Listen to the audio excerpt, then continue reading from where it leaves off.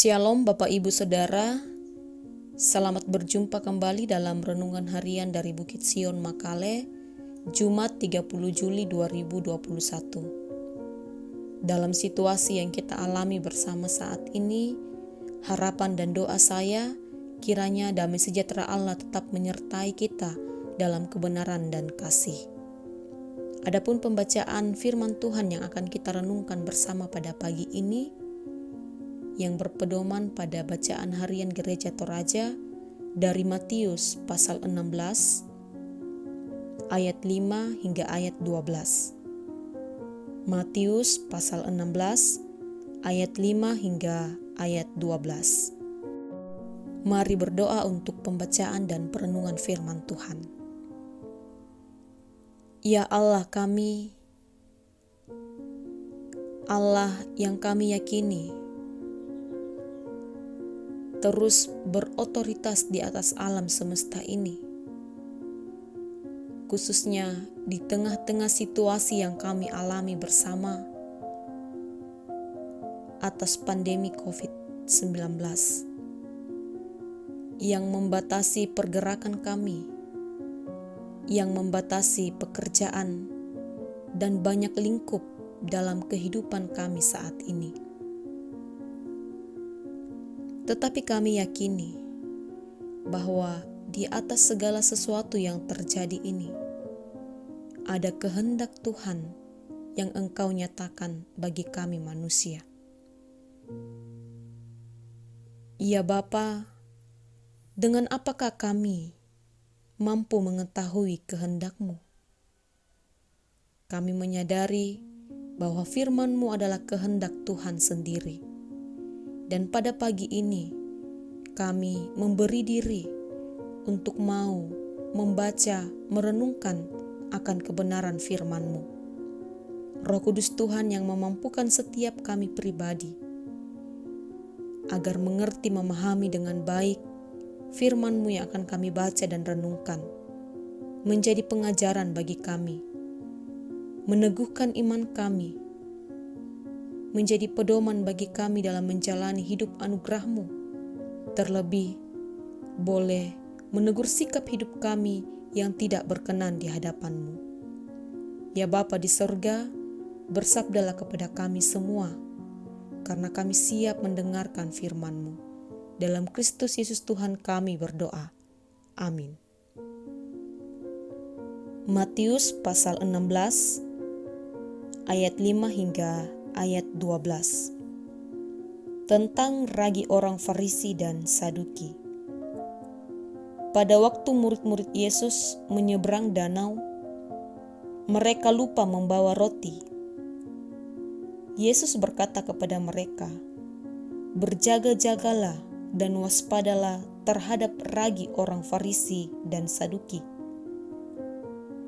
Maka mereka berpikir-pikir, dan seorang berkata kepada yang lain, "Itu dikatakannya karena kita tidak membawa roti." Dan ketika Yesus mengetahui apa yang mereka perbincangkan, Ia berkata, "Mengapa kamu memperbincangkan soal tidak ada roti, hai orang-orang yang kurang percaya? Belum juga kamu mengerti? Tidak kamu ingat lagi akan 5 roti untuk 5.000 orang itu, dan berapa bakul roti kamu kumpulkan kemudian? Ataupun akan 7 roti untuk 4.000 orang itu, dan berapa bakul kamu kumpulkan kemudian? Bagaimana mungkin kamu tidak mengerti bahwa bukan roti yang kumaksudkan? Aku berkata kepadamu, waspadalah terhadap ragi orang Farisi dan Saduki." Ketika itu, barulah mereka mengerti bahwa bukan maksudnya supaya mereka waspada terhadap ragi roti, melainkan terhadap ajaran orang Farisi dan Saduki. Amin. Firman Tuhan. Bapak Ibu Saudara, dari perikop pembacaan kita hari ini, saya memberikan tema untuk kita renungkan bersama, bijak memilah sebuah ajaran. Bijak memilah sebuah ajaran. Bapak Ibu Saudara, kepercayaan kita kerap kali diperhadapkan pada banyak ajaran, sehingga kadangkala membuat kita bingung manakah ajaran yang sungguh-sungguh tepat.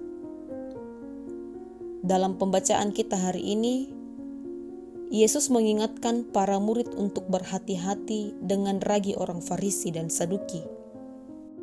Sekalipun awalnya para murid gagal paham tentang apa yang dimaksudkan Yesus, tetapi akhirnya mereka menjadi paham bahwa yang dimaksudkan Yesus adalah ajaran orang Farisi dan Saduki.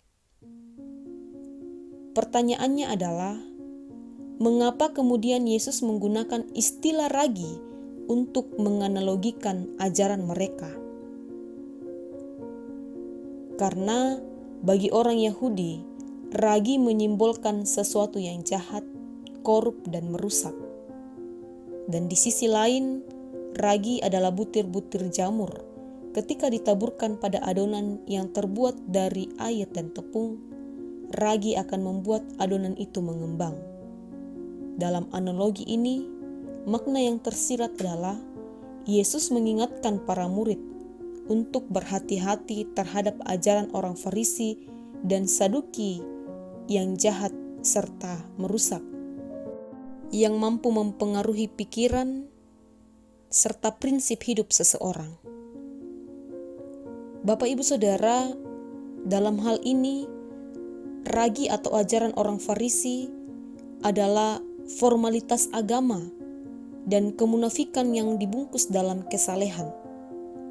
Serta orang Farisi juga merupakan golongan yang secara kaku menerapkan hukum adat istiadat dan tidak dengan sungguh-sungguh mengandalkan Tuhan dalam hidup mereka, tidak dengan sungguh-sungguh menerapkan firman Tuhan dalam kehidupan mereka. Sedangkan ragi atau ajaran orang Saduki yaitu skeptisisme, rasionalisme di mana mengandalkan pikiran mereka, serta anti kebangkitan orang mati. Pada masa itu, orang-orang Farisi dan Saduki merupakan golongan keagamaan yang ternama, dan sebenarnya keduanya saling bermusuhan. Tetapi dalam hal melawan Tuhan Yesus, mereka kompak untuk berkomplot. Dapat kita lihat dalam perikop yang mendahului pembacaan kita hari ini, Matius pasal 16 ayat 1 hingga ayat 4, bagaimana mereka meminta tanda dari Yesus mengenai hal-hal surgawi. Dan bukan hanya itu saja, banyak perikop dalam Perjanjian Baru di mana orang Farisi dan Saduki mengadu pemikiran, kepintaran, serta ajaran dengan Yesus. Ada juga perikop yang membahas mengenai bagaimana orang Saduki mengadu ajaran dengan Yesus tentang kebangkitan orang mati. Sebenarnya, kedua golongan ini tidak mau mengakui Yesus sebagai Mesias karena dalam bayangan mereka, Mesias adalah seorang pemimpin politik dan militer yang akan membuat Israel kembali mengalami masa-masa jayanya, seperti ketika dalam pemerintahan Raja Daud. Karena pada saat itu, bangsa Israel sedang dalam jajahan bangsa Romawi. Ajaran yang salah inilah, pemikiran yang keliru inilah, yang kemudian ingin Yesus ajarkan terhadap murid-murid untuk berhati-hati terhadap ajaran serta perlawanan orang-orang Farisi dan Saduki. Mengapa demikian? Karena ajaran salah kerap kali masuk secara diam-diam dan dengan pasti, sehingga tanpa diketahui sudah mempengaruhi seluruh pikiran dan hidup kita. Demikianlah cara bekerja dari ajaran yang salah, seperti cara bekerja ragi dalam mempengaruhi adonan.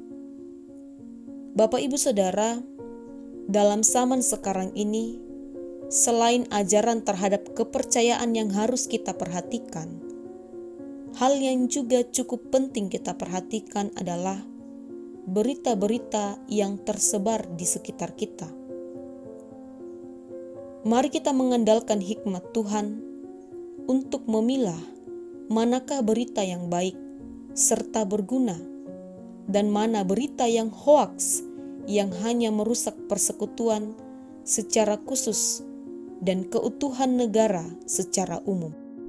Terlebih dalam kebersamaan kita menghadapi polemik yaitu pandemi COVID-19. Berurusan dengan pandemi ini memang sangat menyulitkan. Kematian dan kemiskinan serentak menjadi ancaman bagi bangsa kita.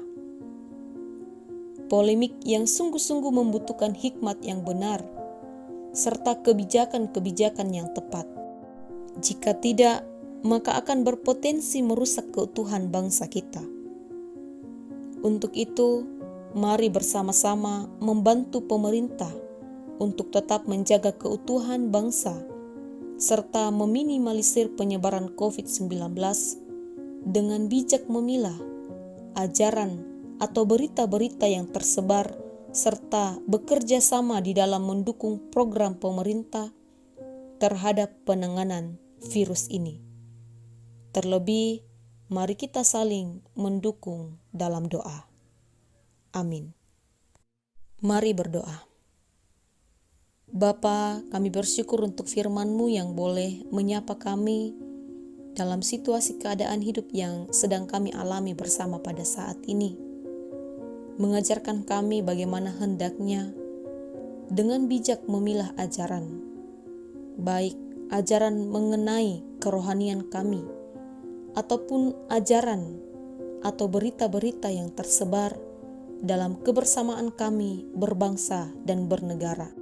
Biarlah kebijakan-kebijakan yang kami putuskan bersama sungguh-sungguh mampu membawa dampak yang terbaik bagi kehidupan kami, khususnya dalam kebersamaan kami menghadapi penyebaran virus corona.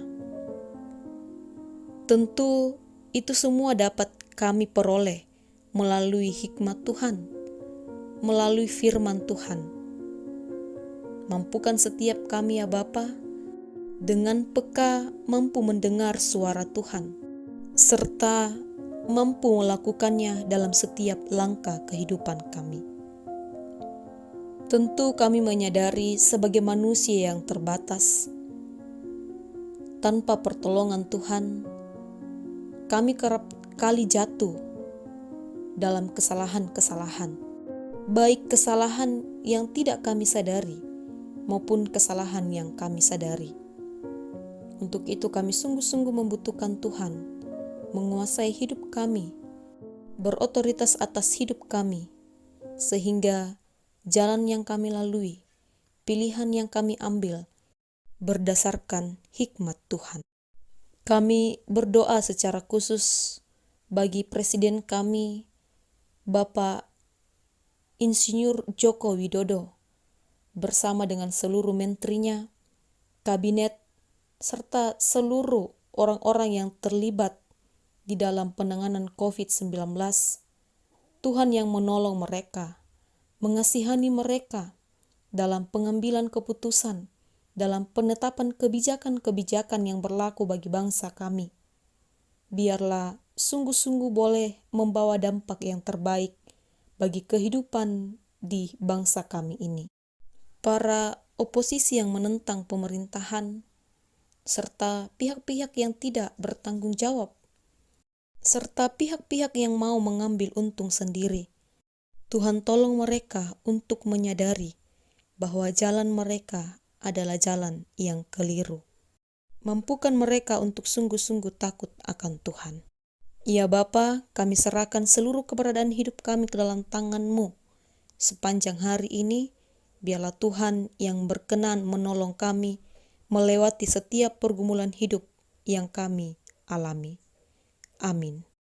Demikianlah renungan harian kita pada pagi ini.